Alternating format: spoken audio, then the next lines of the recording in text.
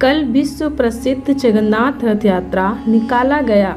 इस रथ यात्रा को मंदिर के मुख्य द्वार से निकाला जाता है और यह 3 महीने तक चलता है। हमारे हिंदू धर्म में इस रथ यात्रा का बहुत ही ज़्यादा महत्व दिया जाता है। भक्तों का इस रथ यात्रा को लेकर ऐसी मान्यता है कि प्रभु जगन्नाथ इस रथ यात्रा के दौरान अपने प्रजा का हाल जानने के लिए गर्भगृह से बाहर निकलते हैं, क्योंकि कहा जाता है कि पुरी का राजा स्वयं प्रभु जगन्नाथ जी हैं। इस रथ यात्रा में देश विदेश से लाखों लोग शामिल होते हैं। ऐसा मान्यता है कि जो भी भक्त प्रभु जगन्नाथ जी की रथ यात्रा को खींचता है, उनके सभी दुख दर्द और कष्ट खत्म हो जाते हैं और साथ ही उन्हें 100 यज्ञ करने के बराबर फल की प्राप्ति होती है।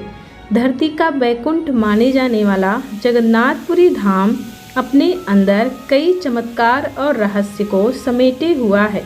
इस मंदिर को लेकर अलग अलग मान्यताएं भी बताई जाती हैं, जैसे कि कुछ लोगों का मानना है कि जब भगवान श्री कृष्ण ने धरती पर मानव शरीर धारण किया था तो प्राकृतिक के नियमानुसार उनका मृत्यु भी हुआ था। भगवान श्री कृष्ण के देह त्यागने के बाद उनका पूरा शरीर पंच तत्व में विलीन हो गया था, परंतु कहा जाता है कि उनका हृदय आज भी प्रभु जगन्नाथ की मूर्ति में धड़क रहा है। मान्यता है कि प्रभु जगन्नाथ जी 15 दिनों के लिए बीमार भी पड़ते हैं।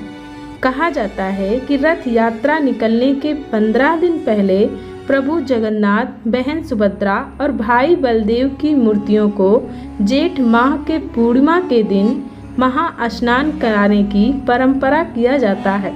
यह स्नान पूर्ण होने के बाद मंदिर के गर्भगृह को बंद कर दिया जाता है।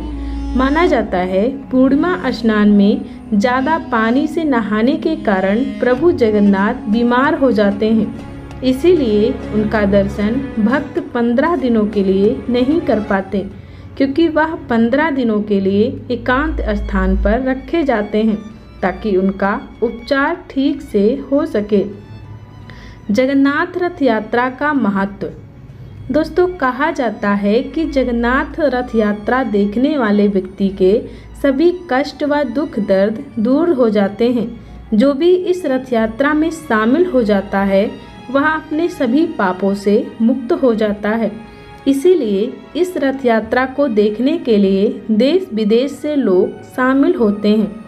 इस रथ यात्रा को लेकर ऐसी भी मान्यता बताई जाती है कि जो भी रथ यात्रा को खींचता है उसे 100 यज्ञ के बराबर फल की प्राप्ति होती है और स्वयं प्रभु जगन्नाथ उसके सारथी बनकर उसका साथ निभाते हैं, उसके सभी कष्टों को दूर कर देते हैं। वहीं कुछ लोगों का ऐसा भी मानना है कि एक बार बहन सुभद्रा ने अपने भाई जगन्नाथ जी से नगर घूमने की इच्छा जाहिर की थी।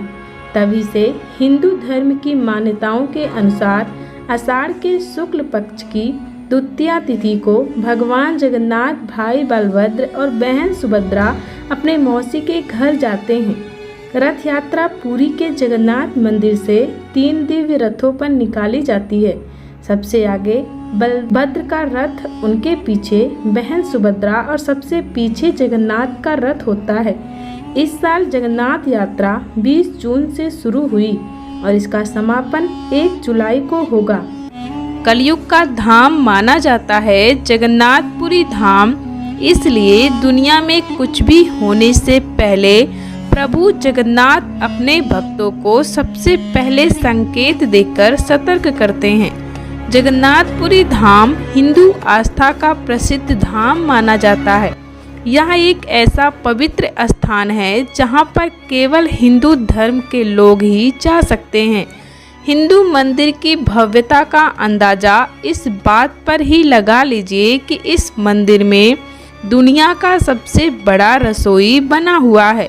बात अगर उस रसोई के चमत्कार की करें तो हर कोई हैरान हो जाता है उस रसोई के चमत्कार को देखकर।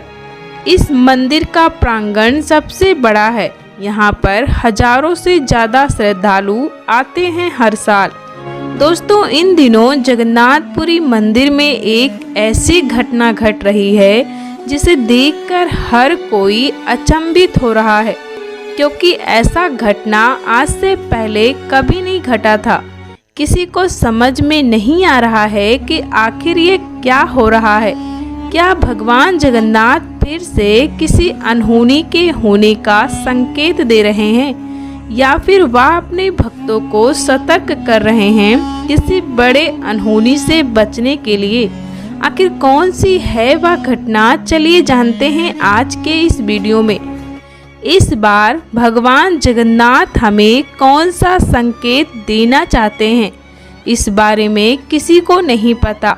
भविष्य मालिका में संत अच्युतानंद दास महाराज जी ने साफ वर्णों में यह भविष्यवाणी किया था कि जब कलयुग का अंत होगा तो जगन्नाथपुरी मंदिर में अनेक घटना घटित होगा और भगवान जगन्नाथ हमें बार बार घटनाएं घटने का संकेत देंगे। दोस्तों, अभी हाल ही में जगन्नाथपुरी मंदिर के गर्भगृह में कई सारे चूहे घुस आए हैं और सभी चूहों ने मंदिर के गर्भगृह को इतना क्षति पहुंचाया है कि उसका हालात देखकर मंदिर के पुजारी और अन्य लोग हैरान हो गए हैं। आपको बता दें कि चूहों ने भगवान जगन्नाथ की वस्तुओं को भी नष्ट कर दिया है। मंदिर के पुजारी और सभी लोगों को इस बात का भय सताने लगा है कि कहीं यह चूहे भगवान जगन्नाथ के काठ की मूर्तियों को नष्ट न कर डालें। ऐसा इसलिए क्योंकि हमारे हिंदू धर्म के मंदिर के नियमों अनुसार मंदिर के अंदर चूहों का मारना अशुभ माना जाता है। हिंदू पंचांग के अनुसार चैत्र माह में जगन्नाथपुरी मंदिर के अंदर एक अनुष्ठान किया जाता है जिसे खसपादा कहा जाता है। 20 मार्च को जगन्नाथपुरी मंदिर में खसपता यानी कि अनुष्ठान का तैयारी चल रहा था।